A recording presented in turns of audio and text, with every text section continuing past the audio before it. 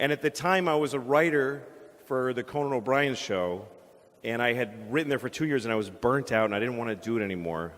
So I went to the head writer, and I said, I have to quit because I think I'm going to have a nervous breakdown. And he said, take 2 weeks off, and we'll pay you for the 2 weeks. And I said, okay, I'll do that. So I had nowhere to go, and I thought, maybe I'll go to Russia.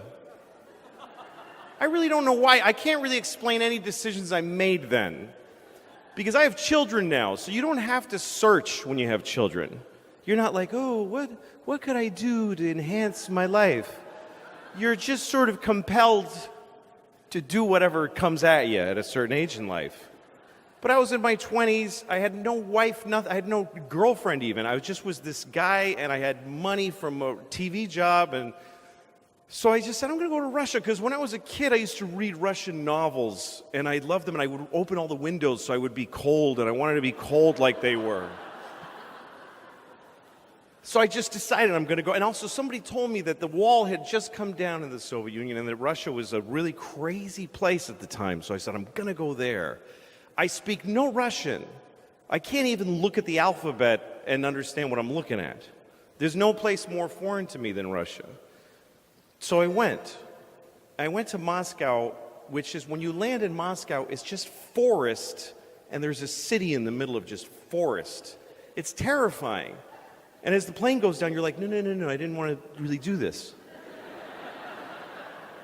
And the whole time there, I couldn't fend for myself. It was already a country that was just broken in pieces. And the weirdest things happened to me there, and they just became normal after a while. Like I was in a restaurant, and a waiter came up to me, not my waiter, and he said, Coca-Cola? And I said, uh-huh. He said, Coca-Cola, and I said, sure. I don't drink Coca-Cola, but I had learned by that point to just do what they're asking you to do. Sure. So he went to the kitchen, and he got a Coke in a can, and he handed it to me, and he said, $5. Because only dollars were worth anything there. And I said, okay, on my bill. He said, no, $5, me now. So I gave him $5, and he put on his coat, and he left. He just sold me a Coke on the side, and then quit his job. So those are the kind of confusing moments I was having there. And I couldn't talk to anybody, and I was so lonely. It's difficult. I mean, I was alone, and I just sit in the room and go, okay, that was a really fucked up day. I hated that day. And I tried to watch television, and the TV was American shows like Dynasty. And the way they translate, they didn't have, what they did was the sound is a little down, and there's just one man saying all of the dialogue over the whole show.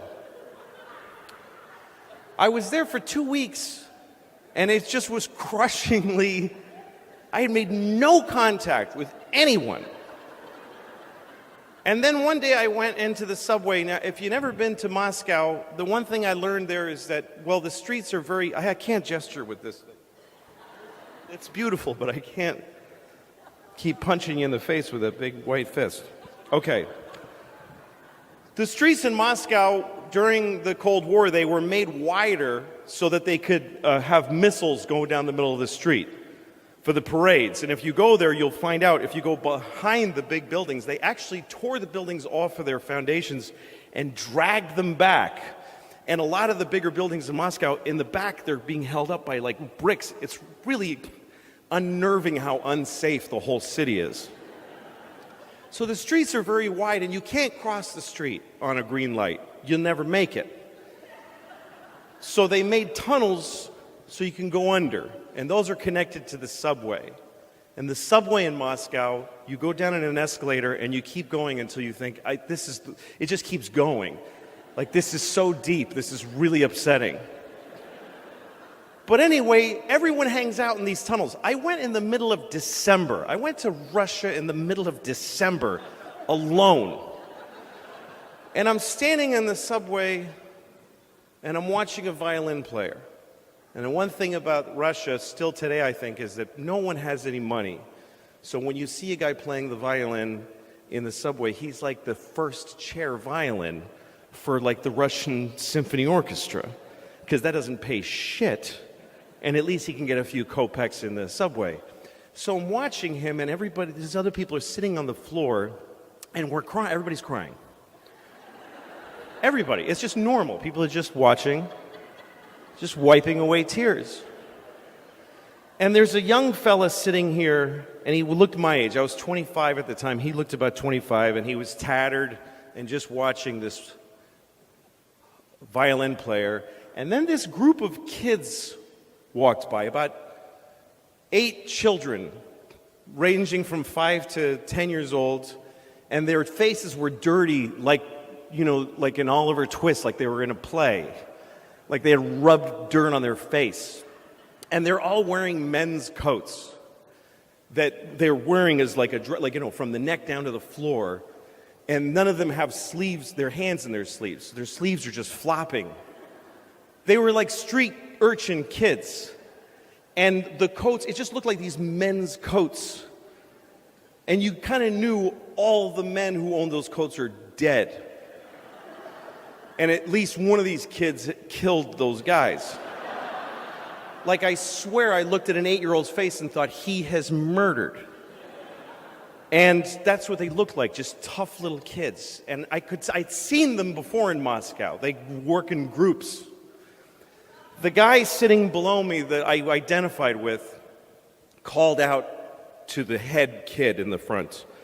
I don't speak Russian, so I just knew he was going, he's appealing to him. He needed something. And the kid with his hands in his sleeve looked at him suspiciously and said, like, what the fuck, why, what do you want from me? And the guy went, explaining himself, and he showed that his shoe had come apart.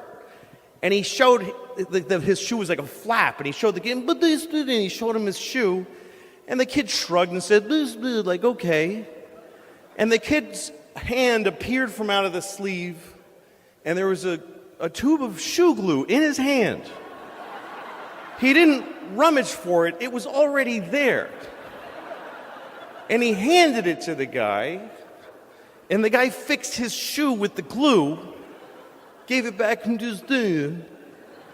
And then the kid from he took his other hand had a paper bag, and he put the glue in, and he huffed it, and his eyes rolled back, and he got high.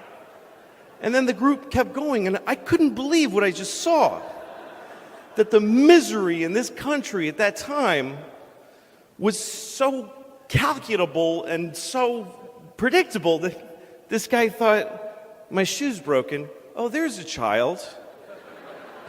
He's sure to have some glue in his hand because the state of our nation is so wretched. And I looked, and he looked at me, and I was startled, and then he laughed, and I laughed. And he's the only person I had any contact with in the whole of the Soviet Union. And I realized this is why I came here, to find out how bad life gets, and that when it's this bad, it's still fucking funny. That's all I got. Thank you.